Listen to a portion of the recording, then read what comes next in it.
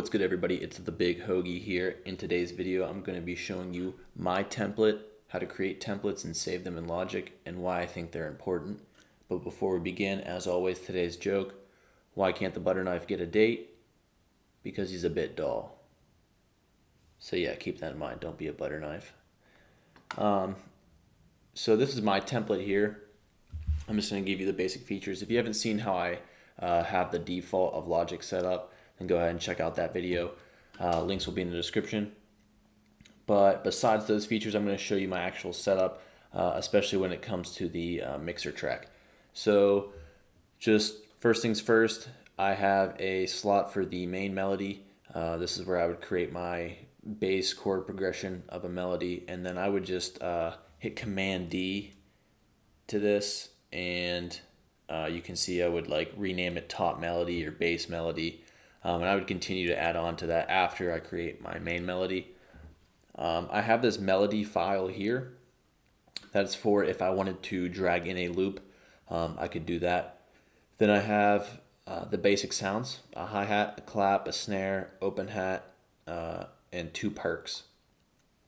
And then I have my kick and 808, aka the 808 sauce. But yeah, I color coded them all. That's not too important.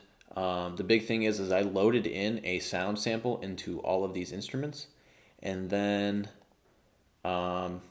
if you haven't seen my free plugin review for MV Meter 2, go ahead and check that out. Also, free clip, because I do have that in my mixer as well. Both are free plugins, highly recommend them, so go ahead and check those out. But I do have a sound loaded into all of these, and I have them gain stage with MV Meter 2, and then the gain plugin to reduce them to the volume I wish. I do adjust these when I mix to get the proper sound, but this is a good foundation to start on. That's why it's in my template. So those are all the basic components, and I'm going to go into the mixer track and how I have the busing and auxiliary track set up. So I have the main melody in the first column. Again, I have the MV Meter 2 in the gain plugin. Then I have an EQ cutting out 100 hertz and below at a 18 level. Now, some people you'll see will cut the low end of their melodies up to around 150, sometimes even 200, and they'll have a very steep slope of 48. I don't like to do that. I feel sometimes it messes with the natural sound of the melody. I try to do minimal EQing, which I think is the best type of EQing, the least amount of EQing possible. So that's why I have it at 100 with that not a super steep slope. So I have that there. And then what I have here is 2 busing tracks sends, but I will get to that in a second. So I'm just going to go over the basic routing of each instrument. So I have my main melody, and I also have the melody file if I did drop one of those into the track. Both of those are routed to bus 1. Now, the way I do my track is in 3 categories. So I have bus 1, which if you go over here, bus 1 is this column, which is labeled melodics. I don't know if you can see that there at the bottom. But this track here is my melodics. And again, I have the EQ at 100 hertz with the 18 slope. And so that way all my melody sounds are coming into one track right here. And then I have my drum sounds. So that's my hi-hat, clap, snare, open hat, perk 1, and perk 2. I have all of those going into bus 2. And bus 2 is this column right here next to the melodics, and that is my drums. Again, I don't know if you can see this here at the bottom, but this is my drum track. And the only thing I have on the drum track is a standard EQ here at the bottom, just chopping off that steep slope at 20 hertz. You know, people can't really even hear that low, so I just chop it just to clean up that sound. And then the last part is my kick and 808. I call these my bass instruments, and I bus those to number 3, which is right next to my drums, and I did label that bass. And I have an EQ, again, just chopping those 20 hertz off, nothing crazy. And then I have the free clip plugin on that track, and I do not have it on. That way, when I'm developing the track, I can just hear the normal sound before I add the free clip onto it. So all three of those tracks, so my all my instruments are going into those three auxiliary tracks. So my melodics, my drums, and my bass, and then those three categories are all going to bus 20. Now bus 20 is over here. I have a linear EQ that is chopping again just those 20 hertz, and I actually have it chopping the very high end above 20,000 hertz. I have a compressor and again the free clip. I don't have these on, and I'll dive into those what I use them for here in a bit. But again, I'm just going over the routing. So I have those three auxiliary tracks going into bus 20, which I labeled as my first mix. So I call that the first mix. Then after the first mix, I have it routed into bus 25. Bus 25 is right here, and that is what I call the second mix. The second mix, the only thing I have on there is Ozone 9 Elements, and I use that for my final mastering, I guess you could say, of the track. I will have a video in the future showing what Logic stock plugins or free plugins I would use to replace Ozone 9. It's very basic things like an EQ, a compressor, and a widener, and a limiter. But again, I'll go into a video of that in the future. But that's my basic routing. The effects that I have in here, you can see here is a Space Designer reverb and a tape delay. So I have the reverb and I EQ the low end of the reverb so it doesn't sound so muddy. Again, it's a soft slope, it's not aggressive, and I have it around the 400 hertz range. I add that to the reverb again so that way the reverb effect doesn't get all muddy and washed up in the track. And then I have a tape delay. And I usually only add those things to my melodics. So as you can see here, I have them attached to my melodics at a very low number. Once I add the melody and the sounds in, I'll adjust the reverb and the delay, which is kind of common sense. But yeah, so that's my routing of all my tracks. On my kick and my 808, my 808 I have a compressor. I use this for my side chaining, which if you haven't seen that video, go ahead and check that out. I talk about what a compressor is and then also how to side chain with the kick. And then on both of these instruments, I have that 20 hertz cut. They are low end instruments, so I like to cut out that low end below 20 hertz because you can't hear it, and it helps just clean up the sound. And then besides that, that's pretty much everything.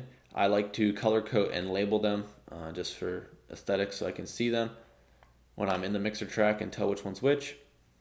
But that's the basics of my routing, and I will explain what I do with each. So I make my sounds, I make my melody, and then I will do the compressor side chain. After I do the compressor side chain and I gain all my instruments so they're the right volume, I'll go to my melodic section, make sure it's good. I will turn on free clip. I will free clip the 808 and the bass. I will turn up the gain knob till I feel the kick and the 808 are hitting properly. And then I'll move on to the linear EQ. I'll turn that on.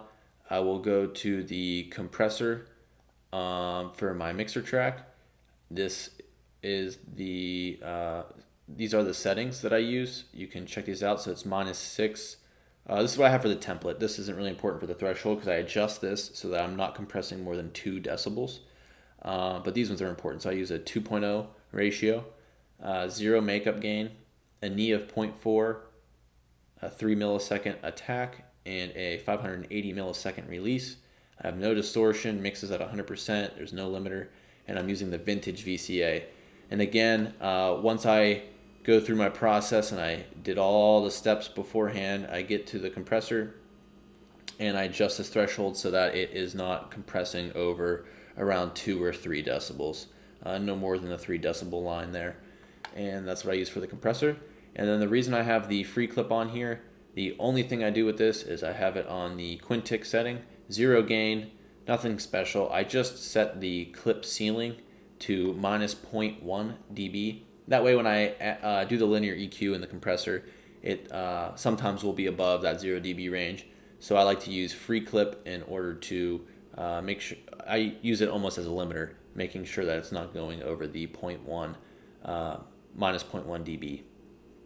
And then after that, I go to Ozone and I let Ozone do its magic. I do not have the full Ozone Studio. It's just the Elements version, so it has the equalizer, the imager, and the maximizer. And I use the Master Assistant, and kind of just makes it quicker and easier. But like I said, I'll have a future video on what I would use if I wanted to use stock plugins. And then after that, it goes to the stereo out, and in the stereo out, I have no plugins. I don't like having any effects on my stereo out. I like my stereo out just to be my final version of the track, and that's pretty much how I use it.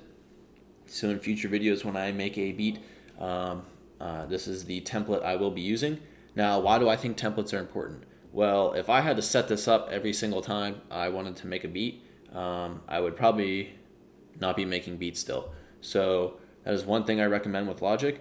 Some people like to separate their track and their mixing and their mastering and have 3 separate templates. I tried making this template as a one and done type deal. It has all my instruments and tracks, has all my effects, has my mixing in it, and has my mastering. Now, if I wanted to, do something with someone with vocals, I probably would take this outside of this template. This template here I use strictly for beats.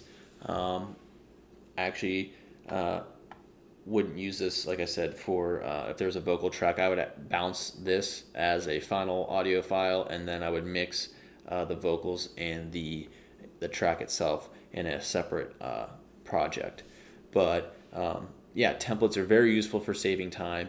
I don't have to load instruments into the quick sampler every time. Logic does have features to save drum kits, so you can do that if you'd like, but I like this way of doing it. That way, if I want to drag in just one specific sound, I feel like it's a quicker and easier way to adjust my whole track to my needs if I want to make a different type beat than I have been. So I feel this is pretty much all you need to make a beat.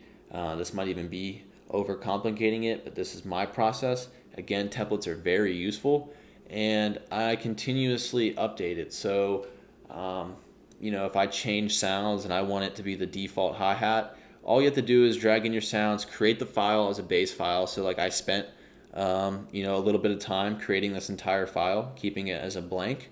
And then all you have to do is go to File, Save as Template. You'll click here, and I call this my beat and mixing.